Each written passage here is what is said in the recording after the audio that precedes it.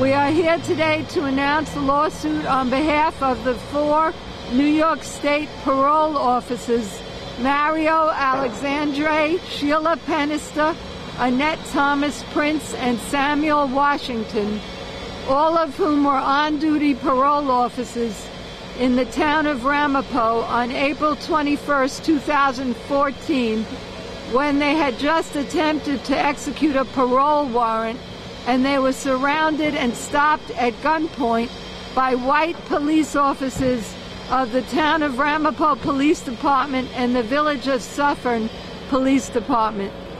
They were assaulted and battered at gunpoint.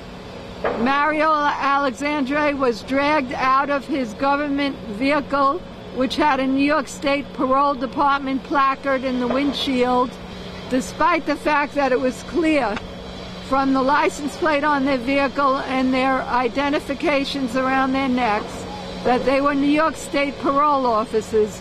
A Lieutenant Robert Lancia dragged Mario Alexandre from the driver's seat of his car, threw him up against the side door, and then proceeded to have his officers and officers of the Village of Suffern Police Department surround the government vehicle with the plaintiffs inside, hold them at gunpoint with guns at their head.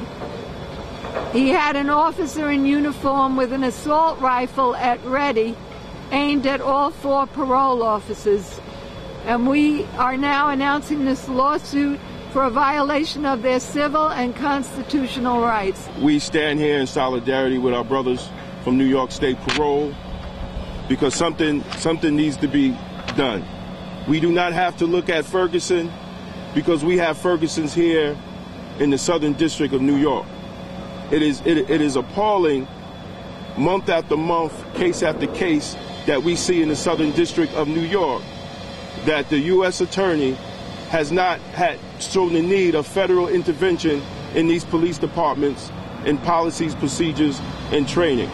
When a law enforcement officer is trained by an accredited law enforcement agency and goes into the community and violates policies and procedures and training of that department, he is no less than a criminal himself.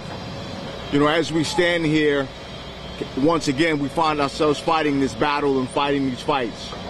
The thing that clearly sticks out, that is clearly evident here, the thing that needs to happen, not strategically right here in Westchester, but all through New York State, is accountability. There needs to be accountability at the top of the food chain, from the captains, from inspectors to deputy inspectors to police chiefs to police commissioners, that if you are not willing to do your job, that we're willing to fight for you not to have a job.